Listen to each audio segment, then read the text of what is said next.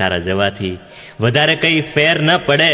બહુ તો મારા ધબકારા બંધ થાય તારા જવાથી. વધારે કઈ ફેર ન પડે, કાં તો પછી મારા શ્વાસ રૂંધાય. વધારે કઈ ફેર ન પડે ને જોયેલા સ્વપ્ન જ રહે અને ઈચ્છાઓ બધી મરી જાય તારા જવાથી. વધારે કઈ ફેર ન પડે ને રોજ રાત્રે રડવું આવી શકે, એમાં શું? રડવાને ઘણા લોકો બહુ સામાન્ય લેતા હોય એટલે કીધું છે કે એમાં શું.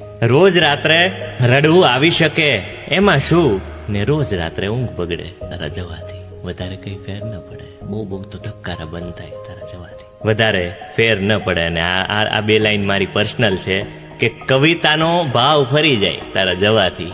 પ્રેમ લખતા હોય ને વીરે લખીએ, બહુ કાંઈ ફેર ન પડે જવા. એટલે આમાં એક કટાક્ષ છે કે તું મારાથી દૂર હોય તો હું તો બહુ તો મરી જાઉં, મારો દેહ ત્યાગું, બીજું શું થાય? જાજો ફેર ન પડે. પ્રેમી જયારે ગાંડો થાય ને એ વ્યક્તિને પામવા, જો કે પ્રેમ પામવાનું ક્યારે હોતું જ નથી. પ્રેમ તો ચાહવાનો હોય ને ચાહીને છોડી દેવાનો હોય ને વ્યક્તિને અમર કરી દેવાની વસ્તુ છે. અને પ્રેમને જયારે તમે પામવાનું કરો એટલે પામવામાં તમે એટલી ક્ષણ સુધી તમારું પતન કરી દો કે વ્યક્તિ હર હાલતમાં મને જોઈએ. દરિયો તરવો પડે કે પછી બીજા દેશ હોય તો વિમાનના ટાયરમાં હું હલવાઈને જઈશ બીજા દેશ, પણ એ વ્યક્તિ મને જોઈએ સાહેબ. એટલે આ જે પીડા છે, આજે આખો સ્વભાવ પુરુષનો જુદો છે. સ્ત્રી ક્યારેય ભાગી છે આવી રીતે દરિયો તરવા પુરુષ માટે? તમે કીધું પુરુષના ઇમોશન્સ, એટલે આ બધું તમે બોલો તો બધું બહાર નીકળે.